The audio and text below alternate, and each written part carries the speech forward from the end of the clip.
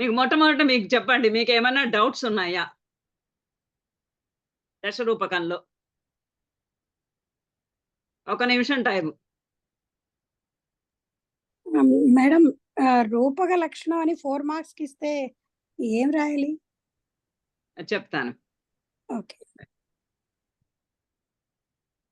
Next.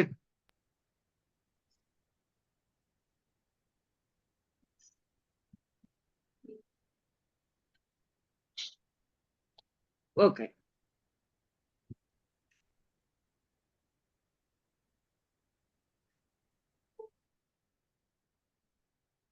నాలుగు మార్కుల ప్రశ్నలు. దశవిధ రూపకాణం నామాని లిఖత. దా దానికి మీరు ఏం రాస్తారంటే మొదట చిన్నగా ఒక ఇంట్రొడక్షన్ లాగా ఒక 2 వాక్యాలు రాయండి. కావ్యములు, శ్రవ్య కావ్యములు, దృశ్య కావ్యములు అని 2గా విభజింపబడినాయి.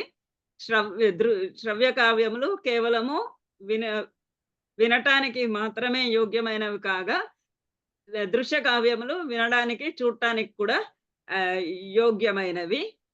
ఈ దృశ్య కావ్యములే రూపకములు అని పిలువబడతాయి. ఈ రూపకములు 10 విధములుగా, ప్రధానముగా 10 విధములుగా ఉండును. ఎందుకంటే ఉపరూపకాలు కూడా ఉన్నాయి.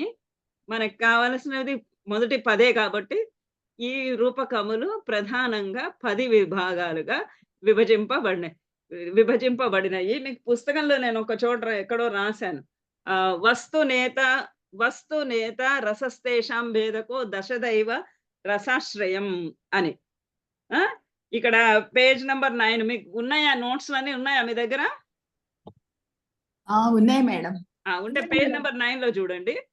కథా వస్తువును బట్టి, నాయకుని బట్టి, రసాన్ని బట్టి అనుసరించి భరతుడు రూపకాన్ని రూపం తత్సమారోపాత్, రూపకం అంటే నటుడు పాత్రను, పాత్ర స్వరూపాన్ని తనపై ఆరోపించుకోవటం. బ్రాకెట్ క్లోజ్ అయిపోయింది. ప్రధానంగా 10 విధాలుగా విభజించాడు. దీన్ని దశరూపకములు అన్నారు.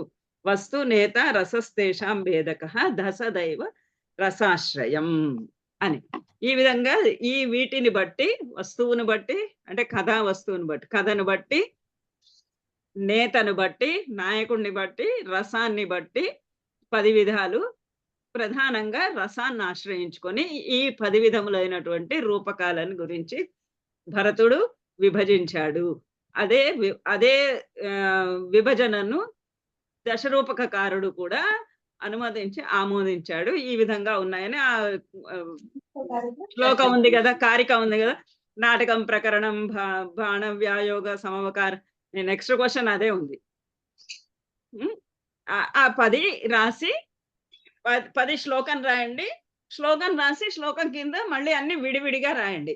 నాటకం కామ, ప్రకరణం కామ, అలా 10 రాసి ఈ విధంగా 10 రూపకములు ఉండును అని రాయండి. చక్కగా 4 మార్కులకి 4 మార్కులు పడతాయి. ఓకే. రెండోది కూడా ఏమన్నారు? నాటకం, ప్రకరణం, బాణం ఇవన్నీ ఇచ్చారు కదా. ఇప్పుడు ఈ ప్రశ్నకి ఎలా జవాబు రాస్తారంటే, ముందు ఈ శ్లోకం రాసి, శ్లోకానికి ఇప్పుడు ఇంతకు ముందు చెప్పినట్టుగా నాటకం కామ, ప్రకరణం కామ, బాణం కామ, అలా 10 రాసి ఈ 10 రకములైనటువంటి రూపకములను భరతుడు నాట్యశాస్త్రంలోనూ దశరూపకకారుడు విభజించారు. ఇవి ఎందువలనంటే అని ఇప్పుడు మీరు ఇంతకు ముందు దశవిధ రూపకాణ నామాని దానికి ఒక ఇంట్రొడక్షన్ లాగా రాయమని చెప్పాను కదా. ఇది ఇప్పుడు ఇంట్రొడక్షన్, ఇది వెనక్కి వెళ్తుంది, అంతే తేడా. వ్యాఖ్యాత అంటే ఇక్కడ మీరు ఒక చిన్న విషయం ఏం చేయొచ్చు అంటే, కొంచెం మార్కులు ఎక్కువ పట్టడానికి కాదు, వేరే క్వశ్చన్స్ దగ్గర కొంచెం పడడానికి, మార్కులు ఎక్కువ రావడానికి ఇంప్రెషన్ మార్క్స్ అంటారు. ఇక్కడ మేము ఇయ్యలేకపోయినా మీరు 12 మార్కుల క్వశ్చన్ రాసినప్పుడు అక్కడ కొన్ని చోట్ల, కొన్ని సందర్భాల్లో కొంత తగ్గించాల్సి వస్తూ ఉంటుంది. అక్కడ మీకు ఈ ఇంప్రెషన్ మార్క్స్ అక్కడ జోడింపబడతాయి. ఇక్కడ నోట్స్లో 21వ పేజీలో ఉంది, ఇచ్చాను చూడండి. ఇతివృత్తము మనం ఏమన్నాము? వస్తు నేత రసస్తేషాం భేదకః అన్నాం కదా. ఆ వస్తువు ఇతివృత్తాన్ని బట్టి ఏ ఏ రూపకాలు, నాయకుడిని బట్టి ఏ ఏ రూపకాలు, రసము ప్రధానంగా అన్నిట్లలోనూ ఒకటే రసం ఉంటుంది కాబట్టి దాని గురించి పెద్దగా మెన్షన్ చేయకపోయినా పర్వాలేదు. రసం రాశానా ఇక్కడ? రసాలు కూడా రాశాను. ఆ, ఈ ఈ రసములు ఇవి ఈ వివరణ రాయండి. వ్యాఖ్యాత అన్నాడు కదా, వ్యాఖ్యాత అన్నాడు కాబట్టి ఈ వివరాలు రాయండి. ఇందులో ఒక్కటి ఈహాం ఇతివృత్తంలో సమవకారము, నాటకము సమవకారము, ఇతివృత్తము మిశ్ర ఇతివృత్తము, కానీ ఇక్కడ ప్రఖ్యాతము అని పడింది. అదొక్కటి చెక్ చేసుకోండి. ఈహా మృగం అక్కడ కొట్టేయండి. అది కల్పిత ఇతివృత్తంలోనికి వెళ్ళాలి, మిశ్ర ఇతివృత్తంలోనికి. అలా ఈ వీటికి ఆ ఇంట్రొడక్షన్, ఈ వివరణ ఏదైతే ఉందో అది వెనక్కి వచ్చేటట్టుగా రాయండి. డౌట్లు ఏమైనా ఉందా ఇప్పుడు రెండిట్లలో? లేవు కదా? వింటున్నట్టుగా భావించాలా, లేదన్నట్టుగా భావించాలా? లేకపోతే వింటున్నాం మేడం. తర్వాత నెక్స్ట్ థర్డ్ది దశవిధ రూపకాణ నామాని లిఖత. మళ్ళా దశ రూప భేదాన్ని లిఖత. 4 ప్రశ్నలు మొత్తం మీకు 17, 18, 19, 20, 21లో కూడా ఇచ్చారు. అంటే ఈ ప్రశ్న ఒకటి 90% వస్తుంది అని మీరు భావించుకోవచ్చు. భావించుకొని దాన్ని చదవండి. తర్వాత రూపక లక్షణం. రూపక లక్షణము అంటే ఏంటి అని అంటే, రూపకము అంటే ఏంటి రాయాలి ఫస్ట్. రూపకము అంటే ఇప్పుడు మనం ఇక్కడ ఎగ్జాంపుల్లో ఇక్కడ వస్తునేత ఇచ్చిన దాంట్లో రాసాము, రూపం తత్సమారోపాత్ అని. రూపం సత్సమారోపాత్ రూపకం అని దాని నిర్వచనం అన్నమాట. రూపకం రూపం తత్సమారోపాత్. ఏదైతే నటుడు ఆ రూపాన్ని తన పైనకు ఆరోపించుకుంటాడో అందుచేత దీనిని రూపకం అంటారు అని. దానికి కొంచెం ముందుగా ఇంట్రొడక్షను, మీ దృశ్య కావ్యములు శ్రవ్య కావ్యములు అని రాయాలి కదా. ఆ దృశ్య కావ్యములు శ్రవ్య కావ్యములు రాసిన తర్వాత నేను నోట్బుక్ లో రాయడం మర్చిపోయాను. మీకు దగ్గర పెన్ను పెన్సిల్ చేతుల్లో ఉంటే, పేపరు ఉంటే ఈ 2 వాక్యాలు రాసుకోండి. రాసుకుంటున్నారా? చెప్పండి మేడం. అభినయ ప్రధానమైనది దృశ్య కావ్యం. అభినయ ప్రధానమైనది దృశ్య కావ్యము. దానికే రూపకమని పేరు. ఎందువలననగా రామాది పాత్రల రూపాన్ని నటుడు తనపై ఆరోపించుకొని అభినయిస్తాడు కనుక ఇది రూపకం అనబడుతుంది. దృశ్యం సంస్కృతం ఇది వాక్యము. ఒక్కసారి చెప్పండి మేడం ప్లీజ్. ఎందువలనగా రామాది పాత్రల రూపాన్ని నటుడు తనపై ఆరోపించుకొని అభినయిస్తాడు కనుక ఇది రూపకం అనబడుతుంది. ఇది అంటే దృశ్య కావ్యం అన్నమాట. సంస్కృతం దృశ్యం తత్ర అభినేయం.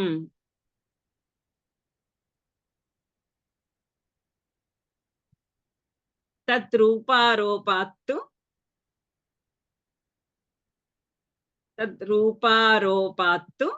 రూపకం.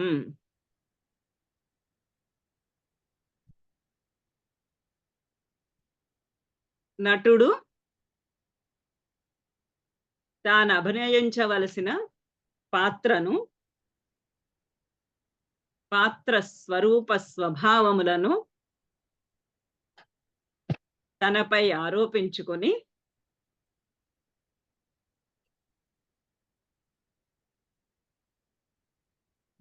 ప్రేక్షకుల ఎదుట ప్రదర్శిస్తాడు. ఈ అభినయము ఆంగిక, వాచిక, ఆహార్య, సాత్వికములని 4 విధములు.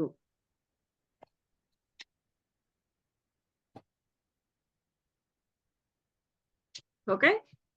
ఇంతవరకు ఇది రాసి దీనికి ఆవు వ్యాసంలాగా మీకు దశరూపకంలో ఏది వచ్చినా గాని మొట్టమొదట మాత్రము కావ్యములు ప్రధానముగా 2 విధములు. దృశ్య కావ్యములు, శ్రవ్య కావ్యములు.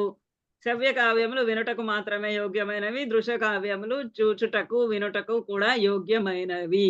ఈ వాక్యము ఒక వేద వాక్యము దశరూపకానికి. ఇది రాయండి అన్నింటికి కూడా. రాసి ఇప్పుడు ఈ వెనకాల ఇప్పుడు నేను చెప్పిన నోట్స్ కాస్త రాసి ఈ రూపకాలు ప్రధానంగా 10 విధాలుగా 10 రూపకాలుగాను 18 ఉపరూపకాలుగాను కూడా విభజింపబడినాయి అని రాయండి. అంతే రూపక లక్షణం. ఇంక అంతకన్నా ఏమి 4 మార్కుల దానికి అంతకన్నా ఏం రాయక్కర్లేదు. 10 రూపకాల పేర్లు రాయండి.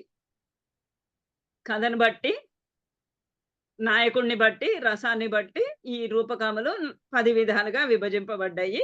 అవి ఇవి ఈ 10 అని చెప్పి రాయండి చాలు. రూపక లక్షణం అంటే అంతకన్నా ఇంకా రాయడానికి ఏం లేదు. ఓకే. ఓకే. నాటక లక్షణము అని ఇస్తే మీకు చాలా రాయాల్సింది ఉంటుంది.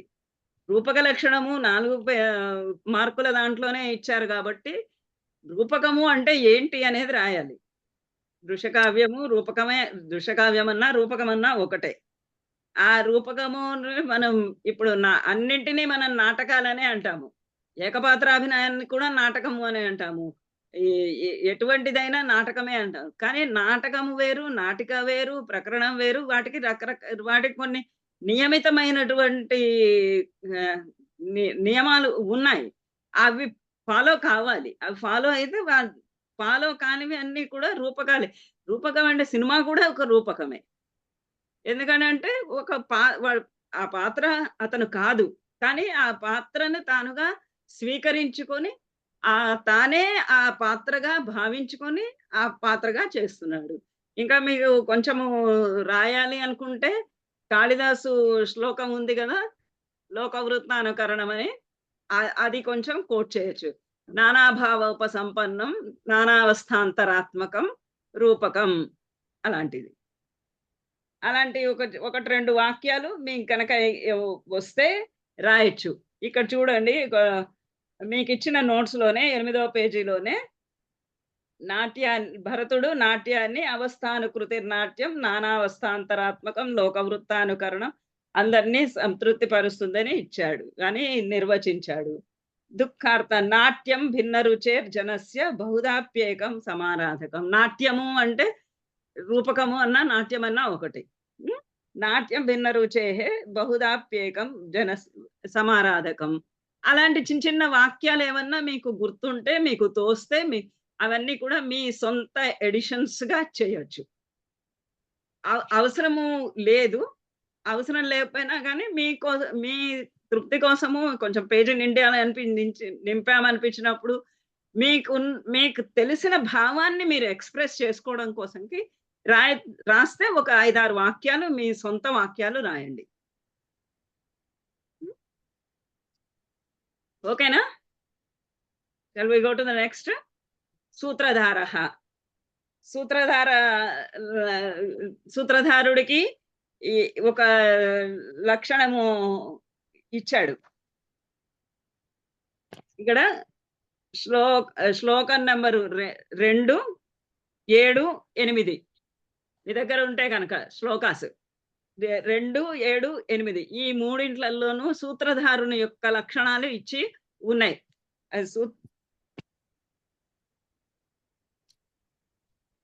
రెండో దాంట్లో ఏమన్నాడు? పూర్వరంగం విధాయ ఆదౌ సూత్రధారే వినర్గతే ప్రవిశ్య తద్వత్ అపరః కావ్యం స్థాపయేత్ నటః. ఒక నటుడు పూర్వరంగం విధాయ ఆదౌ ముందుగా పూర్వరంగాన్ని నిర్వహించి, పూర్వరంగము అని అంటే నాటకాత్ పూర్వము తెర వెనుక చేసేటటువంటి రకరకాలైనటువంటి పనులు అవన్నీ కూడా. అంటే బిహైండ్ ది స్టేజ్ చేస్తారు గదా! అవన్నీ కూడా నేపథ్యం అంతా సెట్ చేసుకోవాలి వాళ్ళు. సంగీతానికి కావాల్సినది సెట్ చేసుకోవాలి. పాత్రలు ఆహ్, బ కాస్ట్యూమ్ మార్చుకోవాలంటే, ఆహార్యం మార్చుకోవాలంటే దానికి తగినటువంటివి అన్నీ ఉండాలి. ఇవన్నిటితో పాటు అక్కడ కొద్దిగా పూజలు గూడా చేస్తారు. మనకిక్కడ పెళ్ళికి ముందు గనక అమ్మాయి చేత గౌరీ పూజ చేయించినట్టుగా, నాటకము ప్రారంభానికి ముందు కూడా ఎటువంటి ఆటంకాలు లేకుండా నాటకం సాగాలి అనేటటువంటి ఉద్దేశంతోటి వెనకాల అందరి ముందు కాదు. అందరికన్నా వెనకాల తెర వెనకాల ఒక పూజని నిర్వహిస్తారు. దాన్ని పూర్వరంగం అంటాడు. ఆ పూర్వరంగానికి రకరకాలైనటువంటి విధులున్నాయి. ఆ పూర్వరంగము గూడా ఈ 21 అంగాలతో కూడి ఉంటుంది. 2 చాప్టర్స్ భరతుడి నాట్యశాస్త్రంలో పూర్వరంగం గురించే. అది ఎలా చెయ్యాలి అని. అలాంటివన్నీ అటువంటి పూర్వరంగం. మీరవన్నీ ఏం రాయక్కర్లేదు. పూర్వరంగపు విధులు అనగా పూజాదికములు అని రాసేయండి. పూజాదికాలన్నీ నిర్వహించుకొని ఆ సూత్రధారుడు ఆహ్, వ వచ్చిన తరువాత, ఆ సూత్రధారుడు ఈ స్టేజ్ మీద కూడా ఒక నాంది శ్లోకాన్ని పఠిస్తాడు. ఆ నాంది శ్లోకాన్ని పఠించి అతడు వెళ్ళిపోయిన తరువాత ఇంకొక ఇంకో సూత్రధారుడొచ్చి ఆ నాటకం ఏం జరగబోతున్నది అని దాన్ని స్థాపిస్తాడు. అంటే నటుడు ఎవరు రచించిన నాటకము, నాటకంలో ఉన్నటువంటి ప్రధానంగా రసమేంటి, కావ్యార్థం ఏంటి, ఆ సూచనలను ఇస్తాడు ఇంకొక నటితో కలిసి సంభాషిస్తూ. ఇది ఈ సూత్రధారుడు చేసేటటువంటి పని. అయితే ఈ ఒక సూత్రధారుడు స్టేజ్ మీదకు వచ్చి ఒక నాంది శ్లోకాన్ని పఠించి, అతడు వెళ్ళిపోయిన తర్వాత రెండో వాడు వస్తాడు అని ఆహ్, భరతుడి నాట్యశాస్త్రంలో నిర్వచించాడు. అదే విధంగా దశరూపకంలో కూడా ఆహ్, నిర్వచింపబడింది. కానీ వా ఈ ఈ ఆ తర్వాత కాళిదాసాదుల దగ్గరకొచ్చేటప్పటికి ఆ నియమం ఎవరు పాటించలేదు. ఏ సూత్రధారుడైతే వచ్చి నాంది శ్లోకం పఠించాడో అతడే కావ్యార్థాన్ని కూడా సూచిస్తాడు. అలా ఉంటుంది. కాకపోతే అది నియమం అలా ఉంది కాబట్టి ఆ వాక్యం రాసారలా. ఈ రెండవ సూత్రధారుడు ఎవరైతే వస్తారో అతనిని స్థాపకుడు అని గూడా అంటారు. స్థాపకుడు అంటే కావ్యార్థమును అంటే కావ్యము ఏమిటి అని సూచన చేసేటటువంటి అతన్ని స్థాపకుడు అని అంటారు. ఇదొకటి. ఇక్కడ మీకు 9వ పేజీలో లాస్ట్ పారాగ్రాఫ్‌లో ఉంది. ముందుగా నాట్యశాల యొక్క పూర్వరంగాన్ని, పూజాదికాన్ని నిర్వహించి సూత్రధారుడు నిష్క్రమించగానే వేరొక సూత్రధారుడు ప్రవేశించి వేరొక నటునితో అనకుండా సహా రాయండి. నటునితో లేదా నటితో కలిసి సంభాషించి కావ్యార్థమును స్థాపిస్తాడు. అనగా కావ్యమును, నాటక రచయితను, అతని కీర్తి ప్రతిష్టలను గురించి ప్రస్తావిస్తాడు. దీనికి స్థాపకుడు అని కూడా పేరు. ఇది. ఇవి తర్వాత మళ్ళీ 7, 8 శ్లోకాల్లో మళ్ళీ కొద్దిగా ఇచ్చాడు. అది చూడండి.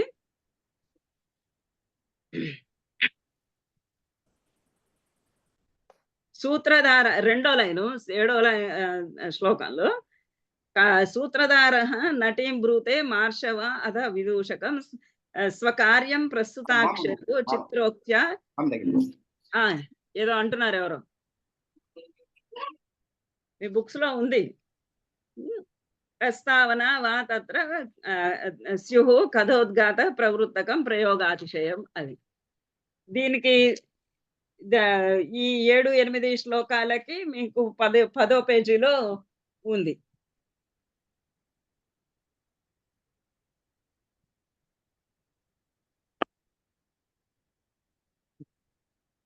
ఆముఖము ప్రస్తావన అనగా సూత్రధారుడు నటితో గాని, మార్షాను సహాయకునితో గాని, విదూషకునితో స్వకార్యము అంటే రూపకమును గురించి ప్రస్తావిస్తూ చిత్ర విచిత్రమైన మాటలతో నాటకానికి ప్రదర్శించడానికి పూనుకుంటాడు.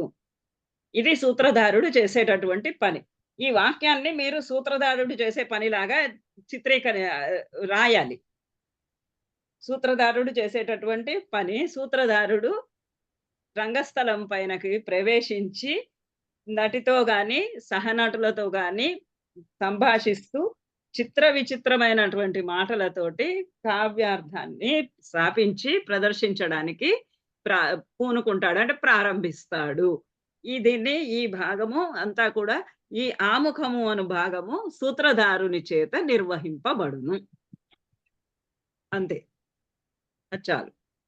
పాత్రను ప్రవేశింపచేసి సూత్రధారుడు నిష్క్రమిస్తాడు. ఆ వాక్యంతోటి పూర్తి చేయండి. అది తప్పకుండా రాయాలి. సూత్రధారుడు మారీషాదులు అంటే ఏంటి మేడం? ఆ? మారీషాదులు మారీషుడు అంటే ఒక పాత్ర పేరు. ఓ. పాత్ర పేరు. ఒక క్యారెక్టర్ అన్నమాట. బావా బావా అని పిలుచుకుంటారు వాళ్ళు. ఒక ఆ సూత్రధారుడు మాట్లాడడానికి ఒక మనిషి. ఒక విదూషకుడైనా అవ్వచ్చు. ఈ అతడు కూడా ఏంటంటే డైరెక్టర్, కో డైరెక్టర్ అనుకోవచ్చు. వాళ్ళిద్దరు గూడా. అలా రంగస్థలం వెనకాల ఉండి చేసే పనులన్నింటికి కూడా సహాయపడేటటువంటి వాడు. మాటలన్నీ అయిన తర్వాత మనము ప్రదర్శన ప్రారంభించాలి గదా! లోపలంతా అన్నీ తయారుగా ఉన్నాయా లేవా చూసొద్దాం పద అనుకుంటూ వెళ్తాడు. అంటే ఆ నాటకము వెయ్యడానికి కావలసినటువంటి అరేంజ్‌మెంట్స్ అన్నీ సరంజామా అంతా కూడా సిద్ధం చేసేటటువంటి వాళ్ళు నటి, విదూషకుడు, మారీషుడు వీళ్ళంతా. ఒక క్యారెక్టర్ పేరంతే. దానికి వేరేగా అర్థమేం లేదు. విదూషకుడు అంటే ఎట్లానో అట్లానే మారీషుడు అని. ప్రధాన పాత్రను ప్రవేశపెట్టి సూత్రధారుడు నిష్క్రమిస్తాడు. అంతవరకు అది సూత్రధారుని పని. ఆ వాక్యంతోటి ముగించండి సూత్రధారుని గురించి రాయాల్సినప్పుడు. ఓకేనా? తర్వాత దశరూపకానుసారం భారతీ వృత్తిం వివృణత. క్లియర్ గానే ఉంది కదా ఈ ప్రశ్నకి మీరు రాయాల్సిన జవాబైతే. భారతీ వృత్తి అంటే ఏంటి? భారతీ వృత్తి అంటే ప్రధానంగా సంస్కృత ప్రాయమైనది, మాటలు ఎక్కువగా ఉండేది, అధికమైనటువంటి వ్యాపారం కలిగినది భారతి వృత్తి. ఇది ఎన్నోది 4వ శ్లోకం అనుకుంటా.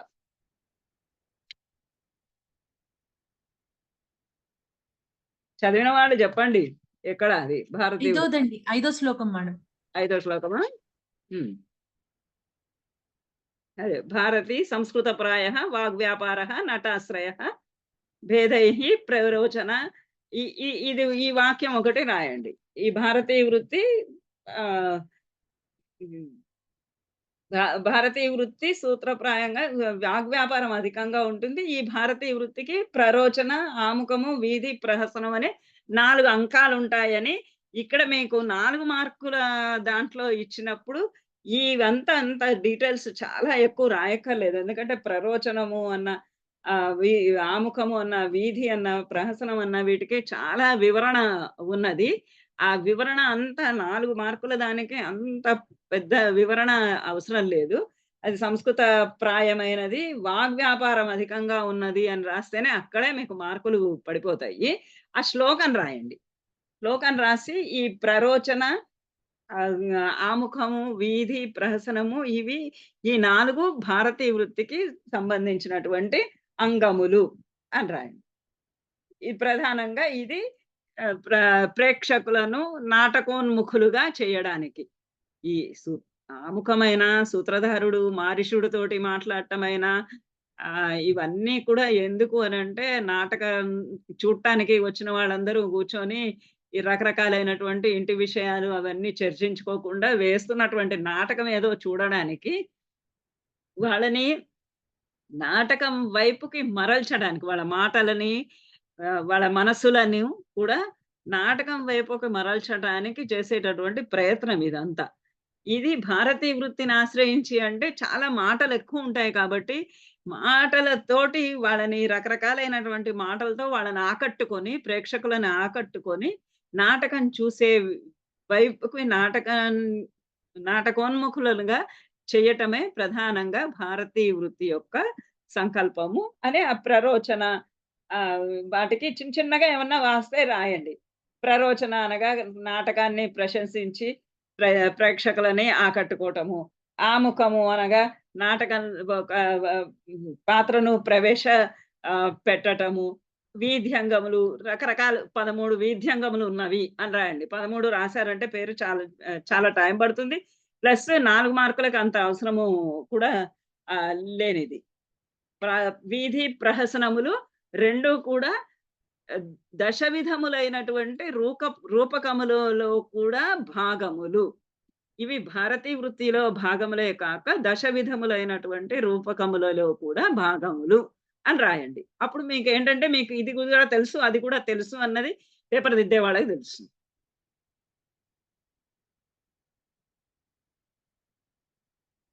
తర్వాత అది కూడా 2 సార్లు ఇచ్చారు. 22లో ఇచ్చాడు, 23లో ఇచ్చాడు. కాబట్టి 24లో క్వెషన్ మార్కే.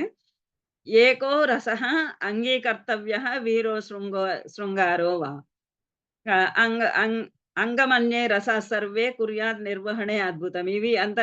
ఇదంతా కలిపి మీకు 31, 32, 33 శ్లోకాల్లో ఉంది. నాటకంలో ఎప్పుడు కూడా ఒక రసము ప్రధానమైన రసంగా ఉండాలి. మిగతావన్నీ అలా అని మొత్తం నాటకమంతా అవే ఉండకూడదు. మిగతా రసాలు కూడా ఉండాలి. కానీ మిగతా రసాలన్నీ కూడా అప్రధానంగా ఉండాలి. కొంచెం కొంచెం సేపే ఉండాలి. ఎక్కువ సేపు ఉండకూడదు.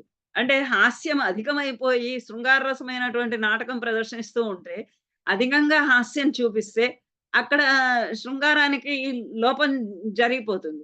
ఒక వీరరస నాటకము ఆహ్, నెరపుతూ ఉండంగా, ఆ వీరరసమైనటువంటి నాటక ప్రదర్శన జరుగుతూ ఉన్న సమయంలో, ఆ నాటకంలో ఒక బ్రహ్మానందం లాంటి పాత్రను తీసుకొచ్చి ఎక్కువ సేపు, ఎక్కువ లెంత్ ఆ పాత్రని హాస్యరస పాత్రలను ప్రవేశపెట్టి హాస్యరసాన్ని చేస్తే, వీరరసము కొంచెము నీరసమైపోతుంది. అలా అలా కాకుండా ఉండాలి. అలా అని మరీ పూర్తిగా వీరరసమే నడుస్తూ ఉంటే, ప్రేక్షకులు కొంతమందికి ఆహ్, ఆహ్, ఆ వీరరసం అంతసేపు చూసేటటువంటి ఓపిక అది ఉండకపోవచ్చు. అందుకని వాళ్ళకి మధ్య మధ్యలో వాళ్ళని ఎంటర్‌టైన్ చేయటానికి వేరే ఇతరమైనటువంటి రసాలు కొన్ని గూడా ప్ర ఆహ్, అందులో జోడించాలి. అలా ఒక రసం మాత్రము ప్రధానంగా తీసుకోవాలి. నాటక ప్రదర్శనకి ప్రధానంగా వీరరసము, శృంగార రసము ముఖ్యమైనవి అని తీసుకున్నాడు. ఆహ్, ధనంజయుడు దశరూపకకారుడు. తర్వాత మిగతా రసాలన్నీ కూడా అంగముగా ఉండవలెను అని ఆయన నిర్దేశిస్తూ ఉన్నాడు. నిర్వహణ లో మాత్రము అంటే నిర్వహణ సంధిలో అంటే పంచ సంధులలో ఆఖరి సంధి. అంటే నాటకాంతము. నాటకాంతం ఎప్పుడూ కూడా అద్భుతమైనటువంటి రసంలోనే ఉండాలి.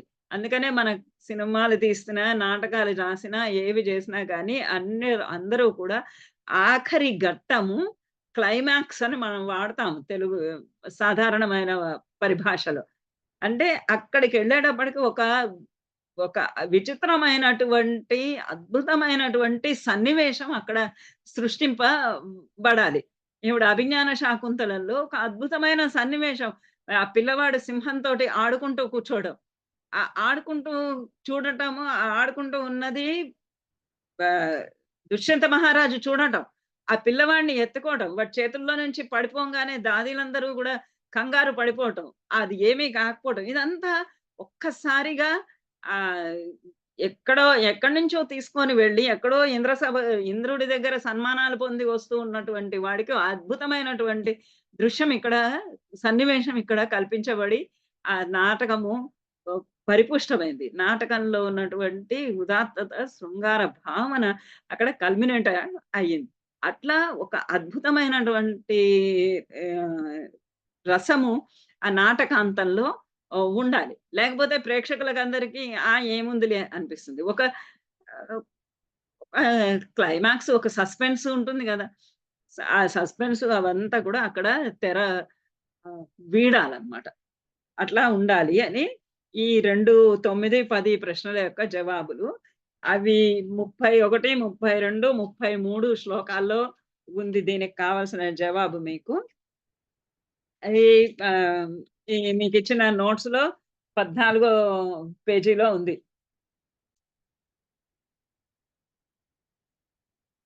అనుభావ, విభావ, స్థాయి, వ్యభిచార భావములతో అంగిరసము ముందుకు సాగాలి. ముందుకు సాగాలంటే నాటకము సాగాలని. అనుభావాలు, విభావాలు, స్థాయి భావాలు, వ్యభిచారి భావాలు. మీకివన్నీ అంటే మీరు అక్కడ చదువుకున్నట్టున్నారు కదా! నాట్య శాస్త్రంలో విభావములు. విభావములు అంటే ఆలంబన, ఉద్దీపన విభావాలా? ఆలంబన, ఉద్దీపన, విభావములు. ఆలంబన విభావం అంటే ఏంటి? ఉద్దీపన విభావం అంటే నాయికా నాయకులు ఆలంబనములు, ఆలంబనంటే ఆశ్రయం, నాయకుడికి నాయకం, నాయికా నాయకులు ఆలంబనములు రసాన్ని బట్టి. శృంగార రసం అయితే వసంత ఋతువు లాంటివి, లేదా ఉద్యానవనాలు ఇలాంటివి. వీరరసం అయితే శరత్కాలము. ఇలాంటివి అలాంటి ఋతువులు అలాంటివి అంటే వాళ్ళల్లో ప్రేమని పెంచడానికి తగినటువంటి తోడ్పాటు పడేటటువంటి ఇతరత్ర విషయాలు అవన్నీ ఉద్దీపనం చేసేవి, అంటే పెంపొందింప చేసేవి. ఇవి విభావములు.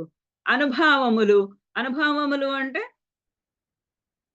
లోపల అంతరంగికంగా వాళ్ళకి మనసులో కలిగినటువంటి భావనని ప్రదర్శన చేసేటటువంటి ఏదో చెప్తున్నారు ఎవరో చెప్పండి. హిమజ గారా? లేదండి, అది పవర్ కట్ అయింది, మళ్ళీ జాయిన్ అయింది. అనుభావములు అంటే కనురెప్పలు కదల్చటము, లేదా పౌరుషము, వీరరసం అయితే పౌరుషము చూపించటము, ఆంగికంగా చూపించటము అనుభావములు. స్థాయి భావములు అనంటే ఇవే భావములు లోపల స్థిరంగా ఉన్నటువంటి భావము, ప్రేక్షకుల హృదయాల్లో స్థిరంగా డార్మెట్ స్టేజ్‌లో వాసన రూపంలో ఉన్నటువంటి భావనలను స్థాయి భావములు అంటారు. రతి, హాస, శృంగార ఇట్లాంటివి. ఉత్సాహము ఈ అంతర్గతంగా ఉన్న భావాలని విభావములు ఉద్దీపనం చేసి పైకి తెప్పించి రసపోషణ చేస్తాయి. మనస్సులో అంతర్గతంగా వాసన రూపంలో డార్మెట్ స్టేజ్ అంటే వాసన రూపంలోనే. ఆ వాసన రూపంలో అణిగి ఉన్నటువంటి స్థాయి భావములు నాయకా నాయకుల యొక్క విభావముల యొక్క అనుభావముల చేత రసములుగా పరిణమిస్తాయి. ఈ స్థాయి భావమే రసముగా పరిణమిస్తుంది. ఆ రసంతోటి అది ప్రధాన రసమై ముందుకి సాగాలి. వ్యభిచారి భావములు అనంటే అవి వస్తూ పోతూ ఉండేవి. వ్యభిచారి అన్న పదం మనకి చాలా నెగటివ్ సెన్స్ లో ఇప్పుడు మనం వాడబడుతున్నది. కానీ వ్యభిచారి అంటే అభిచరతి, ముందు వెనకలగా అటు ఇటుగా చంచలంగా తిరుగుతూ ఉండే వాటిని వ్యభిచారులు. ఆ భావములు ఇటు అటుగా తిరుగుతూ ఉంటాయి. కాదా వద్దా, అవునా కాదా అనేటటువంటి విషయంలో ఒకసారి అధికంగా ఒకసారి తక్కువగా అలా జరుగుతూ ఉండే, అంటే రస పోషణకి మనకి ఒక సిల్లీ ఎగ్జాంపుల్ చెప్తా. క్రికెట్ మ్యాచ్ ఆడుతుంటే వాడు బౌలింగ్ చెయ్యాలి అని అంటే ఏం చేస్తాడు? రుద్ది బాల్ విసురుతాడు. అవునా కాదా? అలా బాల్‌ని రబ్ చేసి బాల్ విసిరినట్టుగా ఈ వ్యభిచారి భావములు ఏం చేస్తాయంటే అవి కదిలి వచ్చి రసాన్ని పెంపొందింప చేస్తాయి. ముందుకెళ్తూ ఉంటాయి, వెనక్కి వస్తూ ఉంటాయి, ఊగిసలాడుతూ ఉంటాయి. ఊగిసలాడి ఆడి అవి స్థాయి భావాన్ని పైకి నిద్రలేపి రసంగా పరిణమింప చేస్తాయి.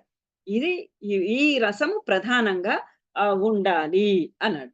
ఈ రసముని మరీ అధికంగా చూపిస్తే అది ప్రేక్షకులకి విసుగొచ్చేస్తుంది కాబట్టి ఎంత పాళ్ళల్లో అది ఉండాలో అంత పాళ్ళల్లో మాత్రమే ఆ రసాన్ని ప్రయోగిస్తూ ఇతర రసాలన్నింటినీ కూడా దానితోటి పాటుగా తీసుకుంటూ ఉంటే ప్రధానమైనటువంటి రసానికి ఉద్దీపనము అధికంగా జరుగుతుంది. కాబట్టి ఆ విధంగా రసాలని ఉపయోగించుకోవాలి అని ఇక్కడ 31, 32, 33 శ్లోకాలలో ఇచ్చినటువంటి వివరణ అది చదువుకోండి. ఈ రెండింటికి ఆన్సర్ ఒకటే. ఏందా ఇది ఇప్పుడు ఇంకా 4 మార్కులది అయిపోయింది. 12 మార్కులు. 12 మార్కులది నాటక లక్షణం సోదాహరణం విషదయత. నాటక లక్షణం సోదాహరణం విషదయత అంటే ఎక్కడి నుంచి ఎక్కడి దాకా ఉంది అని అంటే మీకు నోట్స్ లో ఇచ్చిన దాంట్లో అయితే దాదాపుగా మొదటి పేజీ నుంచి వీధ్యంగములను మాత్రం వదిలిపెట్టి వీధ్యంగములు 13 ఉండును అని మాత్రము ప్రస్తావించి మిగతా అంతా కూడా ప్రకరణానికన్నా ముందుగా 15వ పేజీలో అన్ని రూపకాలలో అంతర్లీనంగా ఉండే లక్షణాలు ఇవే అని ఎక్కడైతే ఉందో అక్కడ దాకా అవి మొత్తం నాటక లక్షణాలు. ఎక్కడి నుంచి అంటే మొదటి పేజీ నుంచి అంటే 8వ పేజీ నుంచి మొదలుపెట్టి 8వ పేజీ నుంచి మొదలుపెట్టి 15వ పేజీ దాకా మీరు ఇవన్నీ కూడా నాటక లక్షణాలు మీరు అన్ని అండర్లైన్ చేసుకొని మీకు ఇంపార్టెంట్ గా ఉన్నవి మీరు గుర్తుపెట్టుకున్నవన్నీ కూడా ఒక హైలైట్ చేసుకొని అవి చేసుకోండి. ఇందులో ప్రధానంగా రాయాల్సినది ఏమిటి అని అంటే దృశ్య శ్రవ్య కావ్యంలో ఒకటి, తర్వాత నాటకం యొక్క పర్పస్ ఏంటి, నాటక ప్రయోజనము ఏంటి అనేది. నాటక ప్రయోజనం అంటే దుఃఖార్తానాం శ్రమార్తానాం శోకాంతానాం విశ్రాంతి జననం, అది నాటక ప్రయోజనం. ఇవి ఇందులో సాంఘిక స్థితిగతులు అనుసరించి ఒక్కొక్క భాషని ఉపయోగిస్తారు ఒకటి. తర్వాత ఏ నాటకంలో ప్రదర్శింప తగనినటువంటి వాటి యొక్క లిస్టు అందులో కొన్ని ఏమన్నా రాయండి. తర్వాత అంకాలు 1 నుండి 10 వరకు అంకాలు ఉండాలి. ఇది రాసిన తర్వాత ఇక్కడ ఈ నాటకము 10 నాటకాలలో కూడా నాటకము ప్రధానమైనది కనుక ఇక్కడ ఉంది చూడండి 19వ పేజీలో నాటకం ముందు చెప్పబడిన నాట్య ధర్మములన్నీ. ముందు చెప్పబడిన నాట్య ధర్మములు అంటే ఈ పైన ఉన్నటువంటి చిన్న పారాగ్రాఫ్లు ఈ ఉన్నటువంటి నోట్స్ అంతా. నాట్య ప్రయోజనము, ప్రధానమైన లక్షణాలు, ఎన్ని అంకాలు ఉండాలి, అందులో నాంది, ఈ పారాగ్రాఫ్ తప్పకుండా రాయండి. సో నాంది శ్లోకము పఠించిన తర్వాత పారిపార్శ్వం తోటి ప్రస్తావించడంతో నాటకం మొదలవుతుంది. ప్రవేశక విష్కంభాలు ఉంటాయి. సమాజ కళ్యాణాన్ని ఆకాంక్షిస్తూ నాటకం చివర భరతవాక్యం ఉంటుంది. ఇవి రాసి ఈ నాటకము 10 భాగాలుగా విభజింపబడింది అని ఇక్కడి నుంచి ఈ నాటకం అన్న దగ్గర నుంచి మొత్తం అంతా రాయాలి. వీధ్యంగాలు కొంచెము వదిలిపెట్టచ్చు. అంటే 12 మార్కులకి రాయాలి కాబట్టి అంతా రాయాలి. రాసినప్పుడు మీరు కొంచెము మీరు చదువుకొని ఉన్నప్పటికీ కూడా 20 నిమిషాల సమయంలో రాయలేరు కాబట్టి ఇక్కడ ఆముఖానికి ఆముఖము లేదా ప్రస్తావన, కథోద్గాత, ప్రవృత్త, ప్రయోగాతిశయము అనే 3 విధాలుగా పాత్ర ప్రవేశము నెరపబడుతుంది అని రాయండి చాలు. అట్లా అన్నమాట. భారతీయ వృత్తికి ప్రరోచన, ఆముఖము, వీధి ప్రహసనం అని 4 అంగాలు. అలా అవి అట్లా రాయండి. వీధ్యంగములు 13 ఉన్నాయి కదా, అవి 13టివి పేర్లు రాయండి. రసమును గురించినది మాత్రము ఖచ్చితంగా రాయండి. రసాన్ని గురించినది, తర్వాత నాయకుని గురించినది, ఇలాంటివన్నీ మాత్రము ఖచ్చితంగా రాయండి. మొదల నుంచి చివరి దాకా కథ నిశ్చయించుకొని దాన్ని 5 భాగాలుగా విభజించి ఇదంతా ఇచ్చారు కదా. ఇక్కడ ఇచ్చానా, నాకు చదివినట్టు అనిపించలేదు, అందుకని నోట్స్ ప్రిపేర్ చేశాను. ఇందులో ఉన్నదని నాకు తెలియలేదు. అందుకని మీకు ఒక క్వెషన్ ఇక్కడ పంచసంధయః, పంచావస్థాః, పంచ అర్ధ ప్రకృతయః అని ఇచ్చారు గదా! అందుకని ఇవాళ పొద్దున కూర్చొని అరే పాపం వాళ్ళకి నోట్స్ లేదే అనుకోని గబగబా ప్రిపేర్ చేశానిప్పుడు. ఇదుంది గదా! ఈ మొదటి నుంచి చివరి దాకా కథను నిశ్చయించుకొని ఇది ఖచ్చితంగా రాయాలి. హ్మ్. మున్ముందుగా విష్కంభము అంక ప్రారంభమునందు అది రాయాలి. రసమును గురించినటువంటి రాయాలి. ఒక రోజులో జరిగిన కథ, ఒక సంఘటన ఒక అంకంలో చూపించాలి ఉంది గదా! ఇదొకటి ఇంపార్టెంట్. హ్మ్.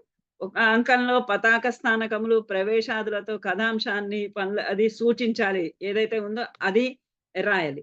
నాటకంలో 5కు తక్కువ కాకుండా 10 అంకాలకి తప్పకుండా ఉండాలి. ఇవి కొన్ని చాలా ఇంపార్టెంట్ విషయాలు నాటకం గురించి రాయాల్సినవి.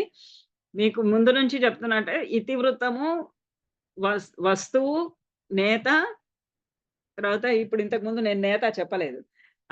ఇతివృత్తము, నేత, రసము ఈ 3 మాత్రము ప్రతి ఏ నాటకం, ఏ రూపకం యొక్క లక్షణం రాసినా ఈ 3 ఖచ్చితంగా మెన్షన్ చేయాలి. ఎందుకంటే భేదాలొచ్చిందే వీటి వల్ల కనుక. హ్మ్. అభిజ్ఞాన శాకుంతలము, భవభూతి ఉత్తర రామచరితం ఇట్లాంటివి ఒక 2 ఎగ్జాంపుల్స్ తప్పకుండా రాయండి. ఇది నాటక లక్షణాలు. ఇట్లాంటివే అన్నీ గూడాను. ప్రకరణ లక్షణం లిఖిత్వా తద్భేదాన్ వివృణత. ప్రకరణ లక్షణము అనంటే మళ్ళీ మేడం నేత గురించి చెప్పరా? నేత. నేత అంటే మీకు 4 రకాలైనటువంటి నేతలున్నారు గదా! అంటే నాయకులు. త్రివిధ నాయకులా? Okay. Nayini the 4 okay. Okay. Thanks. 4 చతుర్విధ రకాలైన నాయకులు. నాయకులు. ధీరోదాత్తుడు, ధీరోదాత్తుడు, ధీ ధీరలలితుడు, ధీరోద్ధతుడు, ధీ ధీరశాంతుడు, ధీరశాంతుడు. లలితుడు. ధీర ధీర ధీ ధీరోద్ధాతుడు అంటే ధీరోద్ధాతుడేమో దుష్యంతుడు మొదలైనటువంటి వారు. వాళ్ళు ధీరోద్ధాతులు. తర్వాత ధీర లలితులు అంటే కొంచెం సంగీతము అలాంటి వాటి మీద ఆసక్తి ఎక్కువ ఉన్నవాడు. ధీరోదాత్తులు ఏంటంటే ధీరోదాత్త నాయకులు వాళ్ళు శృంగార, వీర రసములలో ప్రాముఖ్యము కలిగినటువంటి వాళ్ళు ఉదాత్తులైనటువంటి నాయకులు, సాధారణంగా ప్రఖ్యాతులైనటువంటి నాయకులు. ధీర లలితులు అంటే సంగీతాదుల యందు ఆసక్తి కలిగినటువంటి వారు. సంగీతాదుల యందు ఆసక్తి కలిగినటువంటి వారు. తర్వాత క్షత్రియుడు కానివాడు, బ్రాహ్మణుడు లేదా అమాత్యుడు అయినటువంటి వాడు ధీర లలితుడు. ధీర శాంతుడు అనంటే మునుల లాంటి వాళ్ళు. ధీరోద్ధతులు అంటే ఉద్ధతమైనటువంటి ప్రవర్తన కలిగిన అంటే కొంచెం యారగెన్స్ ఉన్నటువంటి వాళ్ళు. దుర్యోధనుడు, రావణాసురుడు. దుర్యోధనుడిని హీరోగా పెట్టి కూడా నాటకాలున్నాయి. ఇలాంటి వాళ్ళు ధీరోద్ధతులు. ఇలా 4 రకాలైనటువంటి నాయకులు. కానీ మనకి ప్రధానంగా శృంగారము లేదా వీరము అన్నారు కాబట్టి మనకి చాలా నాటకాలు ధీరోదాత్తుడు, ధీర లలితుడితోటి ఉన్నటువంటి నాటకాలే ఎక్కువగా ఉంటాయి. నాటకంలో ధీరోదాత్తుడే నాయకుడు. మీకు అక్కడ ఒక పారాగ్రాఫ్ ఉంది. అది బై హార్ట్ చేసి అది రాయాలి సంస్కృతంది. దశరూపకంలోనిది. ఇవి ఇంకా నెక్స్ట్ ఈ మిగతా రూపక భేదాలు రాయమని వస్తే అన్నింటికి కూడా కొద్దిగా ఇంట్రొడక్షను రాసి అందులో ఉన్నటువంటి భాగము, అందులో ఉన్నటువంటి ప్రత్యేకత ఏంటి అనేది రాయాలి. ప్రకరణము దాని భేదాలు అనంటే దాని భేదం ఏంటి? నాటిక. నాటకము ప్రకరణం యొక్క ఇంకొక భేదము దాంతో అల్పమైనటువంటిది 4 అంకాల వరకే ఉండేటటువంటిది అది నాటికం గురించి రాయాలి. మీకు 4 మార్క్స్ దాంట్లో లాస్యాంగములను గురించి కూడా రావచ్చు. దశవిధ లాస్యాంగములు. బాణంలో వచ్చింది అది దశవిధ లాస్యాంగములు.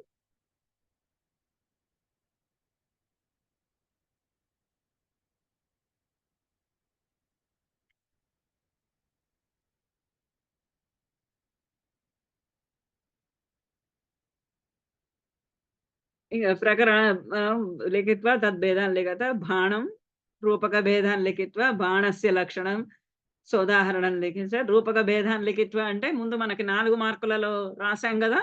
ఆ 4 మార్కులలో రాసినటువంటి వివరణ అంతా రాసి, ఇక్కడ బాణం యొక్క లక్షణాలు. ప్రహసనం, మత్త విలాస ప్రహసనం, నిరూపయత. నిరూపయతకి మీరేం చేయలేదు. ఎందుకంటే మీకు మత్త విలాస ప్రహసన నాటకం గనక మీకు ప్రిస్క్రైబ్ అయ్యుంటే, అందులో ఉన్నటువంటి విషయం గురించి మీరు ప్రహసనం ఎట్లా ఉంటుందనేది రాయగలరు. అలా మీకది లేదు గాబట్టి, ప్రహసనం గురించి మీకిక్కడ ఇచ్చినటువంటివన్నీ రాయండి. స్మితము, హసితము, ఉపహసితము, అపహసితము అనే 6 రకాలైనటువంటి హసితాలున్నాయి గదా! ఆ హసితాలు, శుద్ధ 3 రకాలైనటువంటి ప్రహసనాలు గదా! శుద్ధ ప్రహసనము, ఇంకోటేంటి?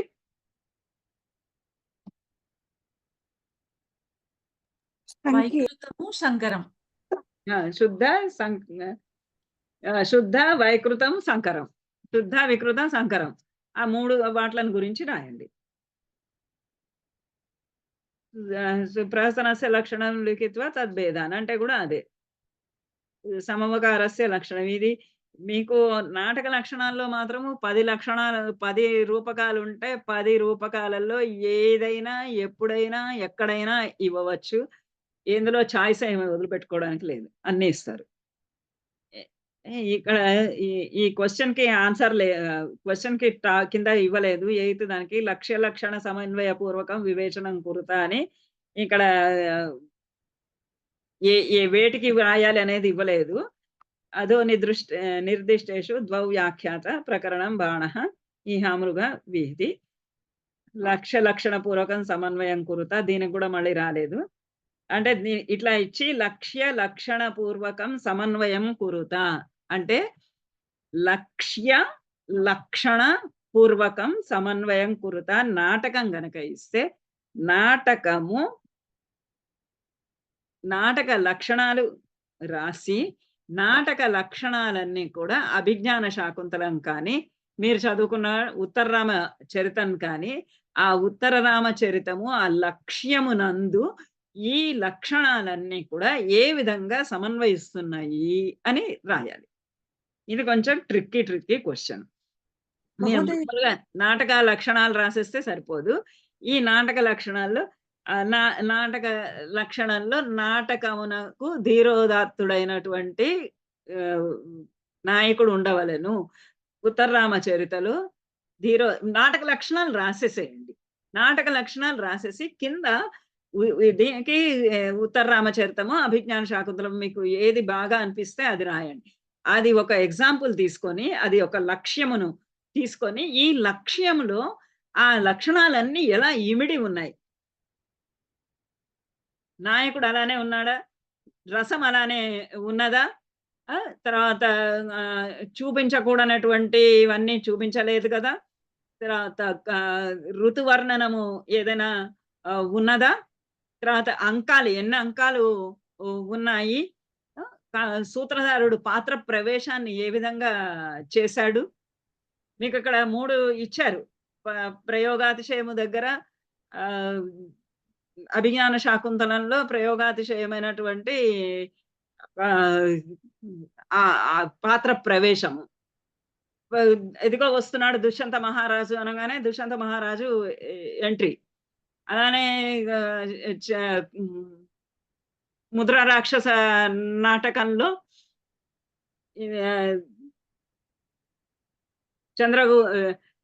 చంద్రగ్రహణం గురించి సూత్రధారుడు చర్చిస్తూ ఉంటే నేనుండంగా చంద్రగుప్తుడిని గ్రహించేవారెవరు, చంద్రగుప్తుని గ్రహణం కల్పించే వాళ్ళెవరు అనుకుంటూ చాణక్యుడు ప్రవేశం చేస్తాడు. అది కథోద్ఘాతమైనటువంటి పాత్ర ప్రవేశము. ఇలాంటి ఆ పాత్ర ప్రవేశం ఎలా ఉంది, ఇలాంటివన్నీ అంకాలే. పాత్ర ప్రవేశం, అంకాలు, నాయకుడు, నాయిక, రసము, ఇవన్నింటి కథా సంవిధానము, పంచసంధులు నాటకంలో ఉన్నాయని రాయండి. మీరు రాయలేరు. ఎందుకంటే ఏ అంకంలో ఏ సంధి ఉంది, ఏ సంఖ్యలో ఏ సంధి ఉందని రాయలేదు. పుష్కలంగా ఉన్నాయని రాయండి. పంచసంధులు చక్కగా ఇందులో నిర్వహింపబడినాయి అని. కథ గనక మీకు తెలిస్తే కథ ఆ కార్యావస్థలు 5 కార్యావస్థలు ఎలా అయితే ఉన్నాయో, కథ ఎలాగా ప్రారంభమైంది, దాన్ని ఎలా పెంచబడింది, ఆ పెంచింది ఎలా తీవ్ర స్థాయికి వెళ్ళింది, మళ్ళీ ఎటువంటి ఆపదలు, ఆటంకాలొచ్చినాయి, మళ్ళా ఎలా అయిపోయింది. నేను ఒక ఎగ్జాంపుల్ చెప్తాను, మీకు గుర్తుంటే రాయండి. అభిజ్ఞాన ఇట్లాంటిది ఇచ్చినప్పుడు, నాటకం గురించి ఇచ్చినప్పుడు అభిజ్ఞాన శాకుంతలంలో మొట్టమొదట దుష్యంత మహారాజు శకుంతలని చూసి ఆమె యందు ప్రేమలో పడతాడు. అక్కడ బీజము. ఆ బీజము కొంచెము బిందువుగా కొంచెం పెరుగుతుంది. ఎప్పుడు అంటే రెండో అంకంలో ముని బాలకులందరూ వచ్చి, మాకు కణ్వ మహర్షి ఇక్కడ లేడు, ఉత్పాతాలు కలుగుతున్నాయి కాబట్టి మీరొచ్చి ఇక్కడ మా దగ్గర మాకు రక్షణగా ఉండండి అని అడుగుతారు. అడిగితే అప్పుడు ఇంకొకసారి శకుంతలని చూడగలిగినటువంటి అవకాశం ఉంది కదా అని పెరుగుతుంది. 3వ అంకంలో శకుంతల దుష్యంతుల యొక్క వివాహం జరుగుతుంది. అక్కడికి అయిపోయింది అనిపిస్తుంది అందరికి. అయిపోయింది అనిపించినప్పుడు నేను అవిమర్శ సంధి, విమర్శ సంధి, అవిమర్శ సంధి, అందులో ఏమవుతుంది, శాపము, దుర్వాస మహర్షి శాపం వల్ల ఆ రస పరిపుష్టి జరిగిన దానికి ఆటంకం ఏర్పడింది. కథా గమనానికి ఒక ఆటంకము, నాయకుల యొక్క సమాగమానికి ఒక ఆటంకము ఏర్పడింది. మళ్ళీ ఉంగరం దొరకడం ద్వారా మళ్ళీ వాళ్ళిద్దరి యొక్క కలయిక జరిగింది, ఫలాగమము అయ్యింది. ఇలా నాటకమును ఒక స్టెప్ బై స్టెప్ చక్కటి స్క్రీన్ ప్లే తోటి ఉన్నటువంటి నాటకము అది. ఇలా మీకు ఏది గుర్తుంటే అది రాసి, ఇది గాని ఉత్తర రామచరితం మీరు చక్కగా చదువుకున్నారు మొత్తంగాను, దానిలో నుంచి కూడా అలా రాసి ఈ నాటక లక్షణాలన్నీ సంపూర్ణముగా పొందుపరచబడినది ఈ నాటకమునందు అని ఆ సమన్వయం రాయాలి. లక్షణ సమన్వయము అంటే లక్ష్యమును చూసే లక్షణాలు వచ్చినాయి అసలు. కానీ తర్వాత ఏమైనాయి, లక్షణం చూసి లక్ష్యాలు వచ్చినాయి. ఇప్పుడు ధనంజయుడి దశరూపకము అయినా, సాహిత్య దర్పణమైనా, కావ్య ప్రకాశమైనా, ఇవన్నీ తదనంతరపు కవులకి ఒక మార్గదర్శకం కోసంకి రాసినటువంటి లక్షణ గ్రంథాలు. ఈ లక్షణ గ్రంథాలు చూసుకొని లక్ష్యాలు వచ్చినాయి. ఆ లక్ష్యాలు ఈ లక్షణాలతోటి ఎలా పొందికగా ఉన్నాయి అనేది సమన్వయము అని. ఇది యాక్చువల్ గా క్వశ్చన్ ఇన్కంప్లీట్ మేడం. ఇన్కంప్లీట్ ఏం కాదు, దాని కింద ప్రకరణము షార్ట్ నోట్స్. యాక్చువల్ గా ఈ క్వశ్చన్ 4 కింద ఇచ్చారు. ప్రకరణము, బాణః, ఈహా మృగః, వీధి. వీటిలో ఏ రెండిటికైనా లక్షణ సమన్వయం రాయమన్నారు.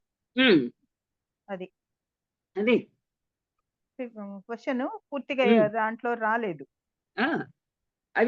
అదే చెప్తున్నా నేను. అందుకని కింద ఇక్కడ అదో నిర్దిష్టేషు ద్వౌ వ్యాఖ్యాత నాటకం ప్రహసనం అని ఇచ్చాడు. 11వ క్వశ్చన్.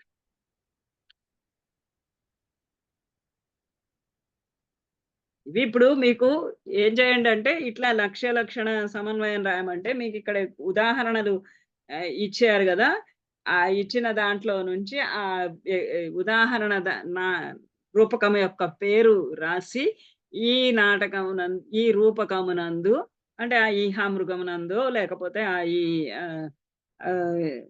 వీధి అందో ఈ లక్షణములన్నీ కూడా ఈ నాటకంలో చక్కగా పొందుపరచబడ్డాయి అని రాయండి. ఇంకా నాటకానికి వాటికైతే రాయగలుగుతారు, ప్రకరణానికి రాయగలుగుతారు, కానీ ఈ చిన్న వాటికి రాయడం కష్టం.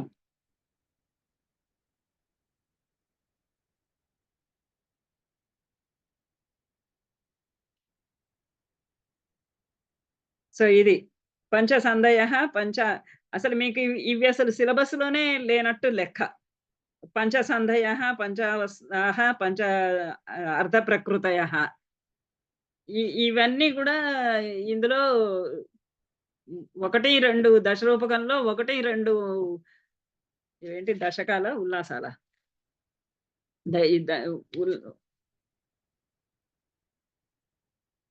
ఉల్లాసాలు, ఈ వాట్లల్లో ఉన్న భాగాలు ఇవి. పంచసంధులు, పంచావస్థలు, పంచ ప్రకృతులు. కాకపోతే ఎందుకు నేను నోట్స్ ప్రిపేర్ చేసి మీకు ఇచ్చానంటే, ఈ నాటకాలన్నిట్లల్లో కూడా ఈ పంచసందులను గురించినటువంటి ప్రస్తావన ఉంది. పంచసందులు ఉండాలని, పంచ కార్యావస్థలు ఉండాలి అని, పంచ అర్ధ ప్రకృతులను గురించి కొద్దిగా అక్కడ మెన్షన్ ఉంది. మెన్షన్ చేశారు కాబట్టి మీకు అవి రావాలి, వచ్చి ఉండాలి అనేటటువంటి ఉద్దేశంతో మీకు ఇక్కడ ఇచ్చారు. అది నోట్స్ ప్రిపేర్ చేశాను. పంచ అవస్థలు అంటే ముందుగా ఆలోచించుకొని ఇది కథని ఇలా రాయాలి అని చేయటం. అర్ధ ప్రకృతులు అంటే దాన్ని కథని ఏర్పరచుకున్న తర్వాత దాన్ని ఎలా పెంచాలి, ఎలా చేయాలి అని ఒక యాక్షన్ ఓరియంటెడ్ అన్నమాట అర్ధ ప్రకృతి అంటే హేతువులు, కారణాలు.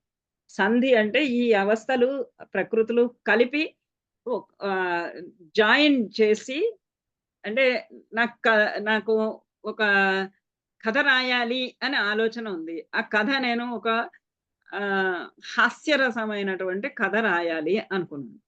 అదొక బీజం. ఈ హాస్యరసమైనటువంటి కథ నేను రాయాలి అని అనుకున్నప్పుడు దానికి నాకు ఒక పెన్ను, పేపరు ఇలాంటివన్నీ సరంజామా సమకూర్చుకోవాలి కదా! ఎవరు నాయకుడు, ఎవరు నాయిక అని నేను నిశ్చయించుకోవాలి కదా! అవన్నీ కూడా అర్ధ ప్రకృతులన్నమాట. అలానే ఎలా అయితే దాని తర్వాత కొంచెం వాళ్ళిద్దరూ హీరో, హీరోయిన్ ఎక్కడ కలవాలి, ఏంటి అని మనం ఆలోచించుకున్నప్పుడు చేసేటటువంటి ప్రయత్నమేమో ఎట్లా ఉండాలి, కలవాలి అని చేయడమేమో కార్యావస్థ. వాళ్ళిద్దరూ కలిసేటట్టు చేయడం, ఆ సీన్ క్రియేట్ చేయడం అనేది ప్రకృతి, అర్ధ ప్రకృతి. ఇవి 2 ఎక్కడెక్కడ ఏదైతే జాయింట్ చేయాలి అనేది సంధి.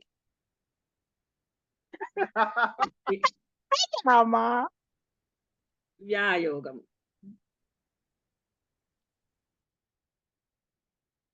మధ్యమ వ్యాయోగం.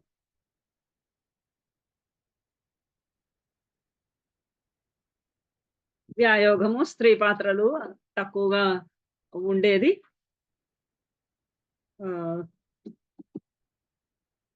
వీరరసం, ప్రధానంగా వీరరసంతో కూడినది. వాగాడంబరము అధికంగా ఉండేది. వ్యాయోగం,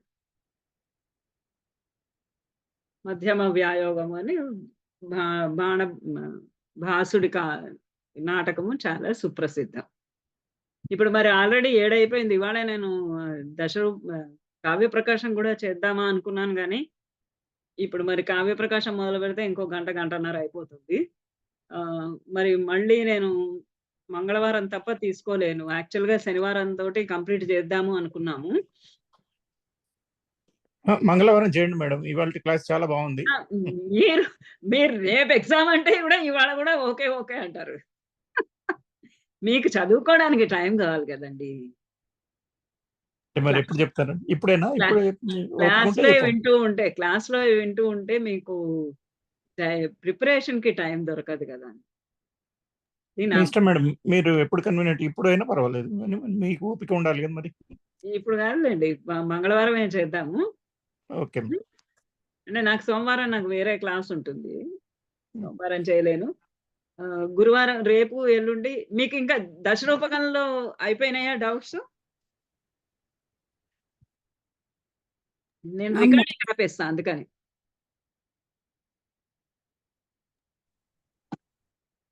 ఏమైనా ఉన్నాయా ఇంకా దశరూపకంలో? లేవు మేడం. లేవండి. చదువుకోవడం ఉంది. ఇంపార్టెంట్ శ్లోకాలు ఒకటి కొంచెం ఏమన్నా చెప్పగలిగితే. ఇంపార్టెంట్ శ్లోకాలు అంటే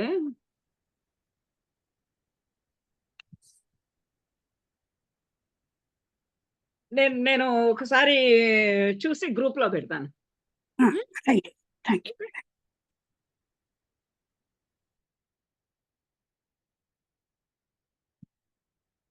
అంటే తప్పనిసరిగా రాయాల్సిన శ్లోకాలు అయితే నేను పెడతాను. యాక్చువల్గా ఇప్పుడు బాణము గురించి రాయమంటే బాణ గురించి ఉన్నటువంటి శ్లోకం మొత్తం రాయాల్సిందే. మేడం విష్కంభం అంటే ఏంటి మేడం? విష్కంభం అంటే క్షేపకములు అని 5 ఉంటాయి నాటకంలో.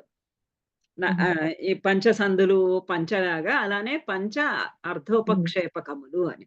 ఈ అర్ధోపక్షేపకముల పని ఏంటంటే ఇప్పుడు నాటకంలో ఇవన్నీ చూపించకూడదు, స్టేజ్ మీద చూపించకూడదు అని చెప్పారు. యుద్ధం చూపించకూడదు, డెలివరీ చూపించకూడదు, ఇలాంటివన్నీ కేశగ్రహణం లాంటివి కూడా కొన్ని చూపించకూడదు, స్నానం చేయించడం చూపించకూడదు, ఇలాంటివన్నీ మరి స్టేజ్ మీద చనిపోవడం చూపించకూడదు, ఇలాంటివన్నీ చూపించకూడదు. చూపించకపోతే వీట్లల్లో కొన్ని కథకి అవసరమైనవి ఉంటాయి. ఇప్పుడు శకుంతలకి భరతుడు జన్మించాడు, సీతకి లవకుశులు జన్మించారు. ఈ మాట చెప్పకపోతే కథ ఎలా సాగుతుంది? ఇది చూపించకపోతే ప్రేక్షకులకి.